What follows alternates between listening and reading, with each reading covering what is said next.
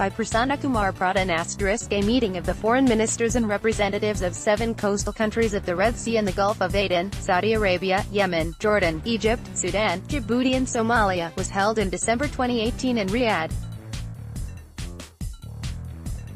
An extremely significant outcome of the meeting was the decision to establish a new entity in the region, the Arab and African coastal states of the Red Sea and the Gulf of Aden, AARSGA, to coordinate and cooperate on political, economic, security, cultural and environmental issues.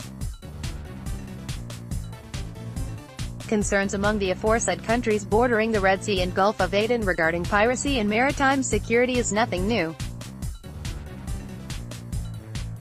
There have been several meetings in the past among these countries to discuss the common security challenges facing the region. But the latest Saudi initiative to establish a new entity in order to bring together the countries of the region into a regional framework of cooperation is distinctly new.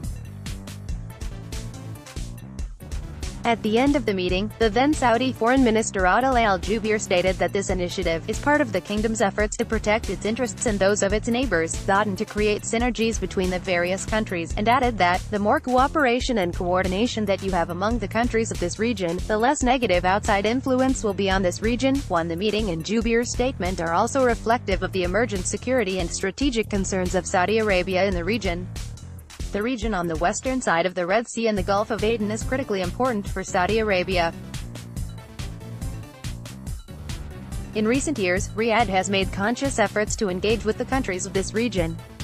Saudi Arabia recently mediated between Ethiopia and Eritrea, ending a decades-old conflict.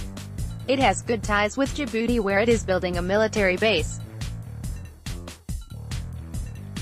Additionally, Riyadh has the financial power to provide developmental aid and assistance to the African countries.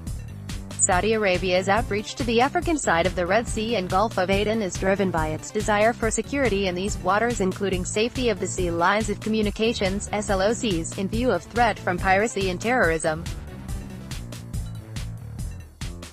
At the same time, the growing influence of its regional adversaries such as Turkey, Qatar and Iran in the region has also emerged as a key strategic challenge for Riyadh.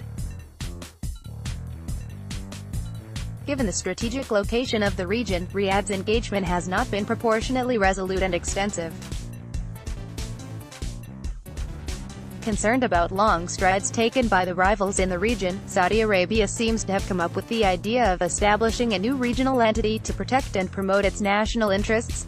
This capturing power in Yemen has emerged as a direct national security challenge for Saudi Arabia. To the ultimate trepidation of the Saudis, this not only have launched rockets towards Riyadh but also have attacked Saudi oil tankers in the Red Sea. This were in control of the port city of Hodeida till recently, before they withdrew in December 2018 as per the ceasefire agreement with the United Nations. But the situation in Yemen is far from stable. Saudi Arabia has major ports along its Red Sea coast, which are used for trade and commerce. The continuing presence of Houthis in Yemen, close to the waters of the Red Sea, is therefore an obvious security threat for Saudi Arabia. In the face of security challenges emanating from Yemen, the safety of the SLOCs in the Red Sea, Strait of Bab al-Mandeb and the Gulf of Aden has emerged as an area of priority for Riyadh. Saudi Arabia has alleged that Iran has been supporting the Houthis by providing them with funds, weapons and political support, an allegation that Iran categorically rejects. Iran has often threatened to close the Strait of Hormuz in case of any conflict with the Gulf Arabs. Further, as the world's top oil supplier, and its economy heavily dependent on petroleum sector, any threat to these choke points would directly affect its national economy.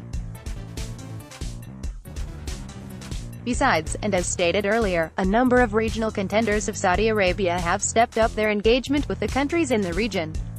In recent years, Turkey has expanded its relationship with Sudan.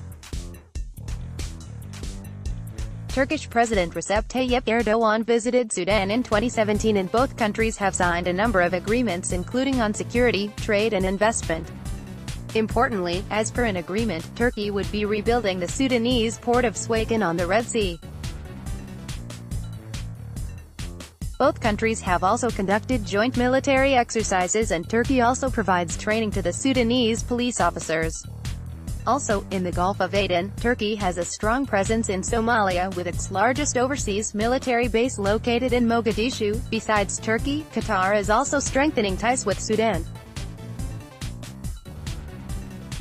For Sudan, Qatar is the most supportive country in the region. Emir of Qatar Sheikh Tamim has supported Sudanese President Omar al-Bashir, who is facing popular protests. Qatar has signed a military agreement with Sudan and is a key investor in the country. Qatar also enjoys immense goodwill as it mediated between Sudan and the Darfur rebels. Somali President Mohamed Abdullahi Farmajo had visited Doha in 2017 and again in 2018. In this backdrop, the recent Saudi initiative is an effort to build bridges across the Red Sea with its western neighborhood as it faces compounding challenges in the Arabian Peninsula. Saudi military operations in Yemen against the Houthi rebels have not yielded desired results. Rather, it has faced global criticism as it has been accused of causing civilian deaths and the ensuing humanitarian crisis in the country. The cracks within the Gulf Cooperation Council (GCC) that began with the diplomatic boycott of Qatar in June 2017 also continued to widen. The unity of the GCC, the regional organization where Saudi Arabia once played the most dominant role, is now under severe stress. Further, Qatar has been strengthening ties with Iran and Turkey, two major regional challengers of Riyadh. The regional geopolitics is getting redefined post the Qatar crisis. Saudi Arabia, the United Arab Emirates, UAE, Bahrain, Egypt and Jordan on one side, and Qatar, Turkey and Iran on the other. Thus, with the GCC as an organization divided, Qatar swiftly moving closer to Iran and Turkey, and the Houthis fighting stubbornly in Yemen, Saudi Arabia is looking westward to establish a new regional arrangement. The formation and successful operationalization of such an entity would likely bring a new dimension to the geopolitics in the region. Views expressed are of the author and do not necessarily reflect the views of the IDSA or of the Government of India. * About the author, Prasanta Kumar Pradhan is Associate Fellow at the Institute for Defence Studies and Analyses, New Delhi. Source: this article was published by AARSGA Notes.